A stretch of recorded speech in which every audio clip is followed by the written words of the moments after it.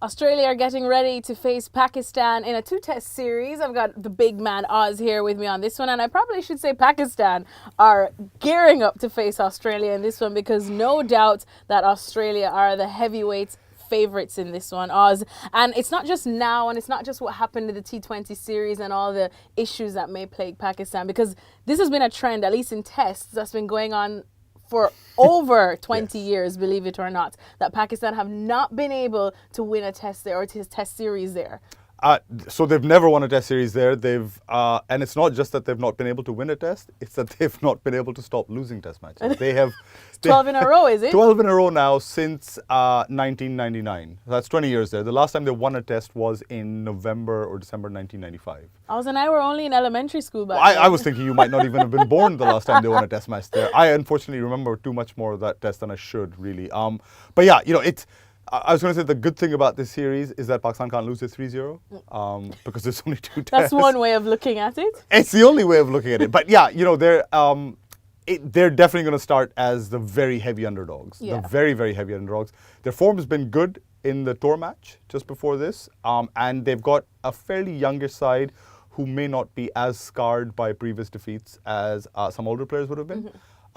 They've got a couple of guys who, might genuinely turn out to be really good. So as we do this every time they tour, I would go in very cautiously with a little bit of hope that they might surprise Australia. You at least just want it to be competitive. Yes. They were competitive last time for about one and a half tests and they still lost 3-0. Yeah. So a little bit more than competitive. And if they can draw a game, I would take that as a reason for national celebration. I'm sure. That's something that I know all too well that I would take as well in other things. But that's a story for another day. So let's talk bowling now. Pace attack. What are you feeling there? Because I feel like that's where, as always, and it has been, that Pakistan does get us excited. And again, now is no different. Yeah, I think, Misbah, because he's everything, he's coach and chief selector, I think he's got a nice headache to deal with. Sorry for the cliche, but he has, in that he's got, he's got Imran Khan, who many of us didn't expect. Not that one, but this one, who many expected to not be on this tour at all, has come back in and bowled really well in that tour, in that first tour game. Picked up a 5-for, looking quicker than he had done for a while. He's getting some movement off the pitch. Abbas is there, who's like a steady hand at with the new ball. The big choice comes between whether they want to pick Naseem Shah. And he excited a lot of people in that tour game where he was just quick, he was slingy, he was on target. It's nothing to lose, everything to gain. I mean, 16 years old. Absolutely. I think I was just trying to convince my mom to let me stay out past midnight. I was barely out of Pampers. Much less go represent my country against, in one of the toughest test playing nations ever. He's had a good season. He's been bowling well for a year or so. I'm not sure if he's 16, but we'll let that one pass. But he's young. He's very young, very fresh, and he will be someone that Australia will not have seen that much of. I think they're essentially wondering whether they go with him or whether they'll go with Imran Khan, because you'll have Abbas, you'll have Shaheen, and it's the third seamer, the identity of the third seamer that they need to decide on. Would you put him in? Oh, it's a really tough one. I would, out of desperation, in that nothing Pakistan has ever tried over the last 20 years has worked in Australia. Just throw him in. So why not just throw him? It's a hell of an inexperienced attack as it is. I think combined, the fast bowlers have played maybe 26 tests between them, and Mitchell Starc's got 52 by himself. So it's a very inexperienced attack, whichever way you cut it. I love good fast bowling. I would throw him in there. And it sounds, from everything we're hearing, it sounds like Misbah, unusually for a cautious man, might be that way inclined and throw him in as well.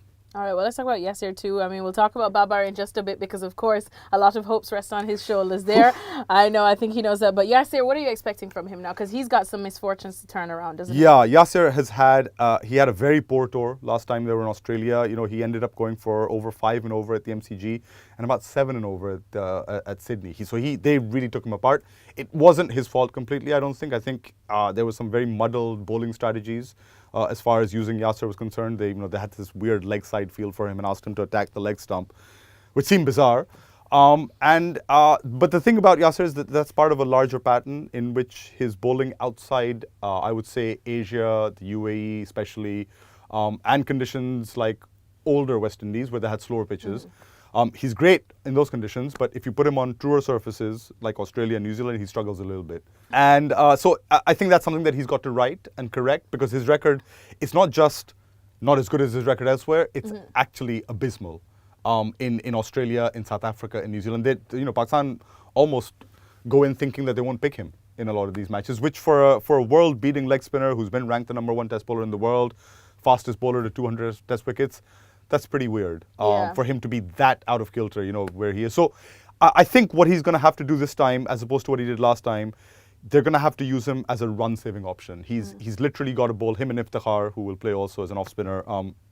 They've got to bowl one end where they just tie down the run scoring. And I think that's the way he's got to approach it, and forget about taking wickets. And finally, as Babar, I have to talk about him. Just how much pressure is on this man, and how important is it that he shows up for Pakistan to at least, even like you said, be competitive and probably force a draw over a loss any day?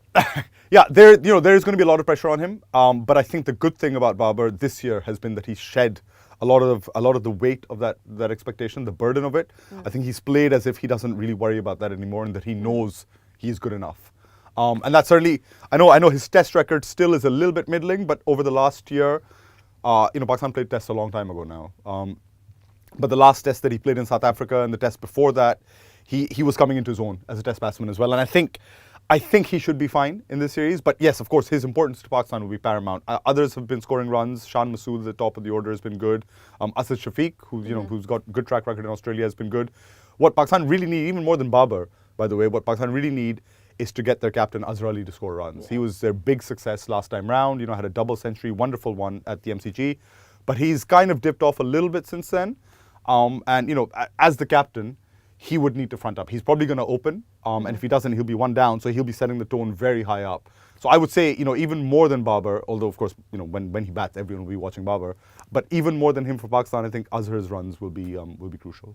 All right, we'll leave it at that, because I'm not going to ask Oz to give me a prediction, because I know your heartstrings are in there, and we know 4-0. that Pakistan are one of the hardest teams to predict, because you never really know when they show up, and when they do show up, boy, is it something to watch. So let's definitely hope that they do in this, what could be a nice feisty series.